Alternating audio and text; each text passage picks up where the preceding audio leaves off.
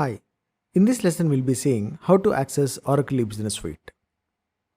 First we'll be seeing who are the eBusiness Suite users or basically end users. Then we'll see how to access Oracle eBusiness Suite. We'll see the basic navigation of the eBusiness Suite frontend and also we'll understand the basic terminology of eBusiness Suite frontend. Then we'll see what are the client software requirements to open and use eBusiness Suite. Then we'll see what are the certified browsers that can be used to use Oracle eBusiness Suite. So who are the eBusiness Suite users or the end users? End users are the users who run day-to-day business operations of the company. As you know already by this time that eBusiness Suite is nothing but a business management software. So all the people in the company who perform the day-to-day business functions use the eBusiness Suite. For example, the HR team members, the financial team, supply chain team members, and manufacturing department or sales department or IT support department or IT department. So all these department people use the eBusiness Suite software to manage the day-to-day business functions. For example, let's take the HR team. The HR team, what they do, they enter the details of the new employees in the system, that is eBusiness Suite, and also they manage the records of the existing employees. They manage the appraisals, salaries, that is payroll of the employees. These are the business functions of the HR department. Similarly, each department have their own business functions. So these are the users who actually are the end users. The responsibility of an apps DBA is to make sure that these end users will always be able to access eBusiness Suite and perform their day-to-day business activities. Now, how do you access Oracle eBusiness Suite? The Oracle eBusiness Suite can be simply accessed by using a browser. By default, the port at which the eBusiness Suite runs is 8000, but in several cases, usually the companies change the default port number. The URL format of eBusiness Suite is usually in this format, apphost.domain.com. So that is, app host is nothing but the host name of the application node where your software is running. For example, what we are going to see now is apps.example.com where I have my eBusiness Suite running. In case you are using a load balancer, the application apps.example.com might not represent the exact physical host name of the application node. To access this specific URL, you need to ensure that that is reachable from your Windows system first. So before I access eBusiness Suite, I will check whether my eBusiness Suite URL is accessible or not, or the host name of that eBusiness Suite system is accessible or not. So I'll run ping apps.example.com and you can see that it is reachable. So now what I'll do is I'll simply open the browser. So here you can see that apps.example.com:8000.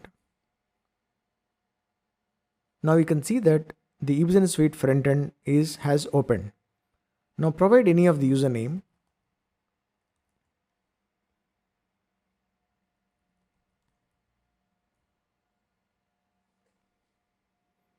So eBusiness Suite has successfully opened. Now this is basically the front end of the eBusiness Suite. This is also called the home page. On the left side, you can see the list of responsibilities. These responsibilities depends on the type of the user. For example, the HR user will have different responsibilities and the IT administrator might have different responsibilities and the finance team might have different responsibilities. So the responsibilities basically are nothing but a combination of different menus and functions through which they perform day-to-day activities. For example, let's assume I'm a HR. So what I do is I'll select one of the responsibilities which is important to me or which my current activity belongs to. So I'm going to choose something called HRMS Manager Vision University. So here you can see a list of menus.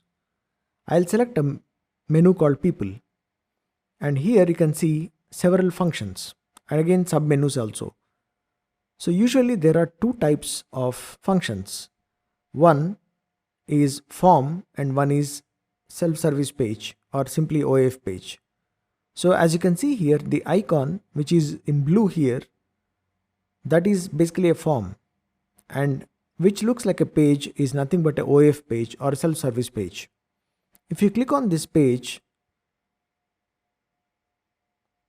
it will simply open a web page or OAF page where you can perform the activities. Similarly, if you are choosing a form, it will open a Java based application which is basically Oracle form.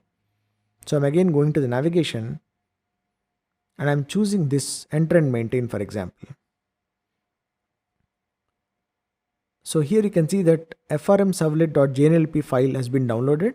I'm going to say keep and run this one and click on that one.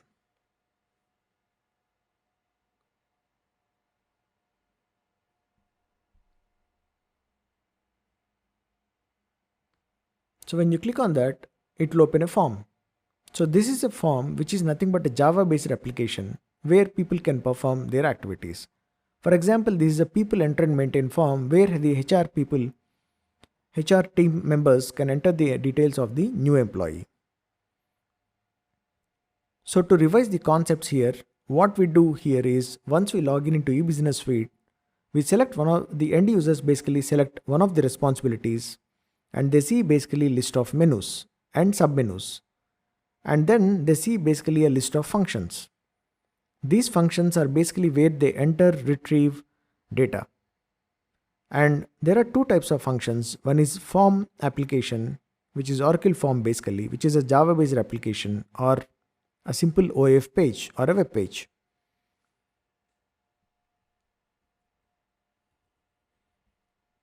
Now, so this is how the login page looks like. And these are the list of responsibilities for this specific user.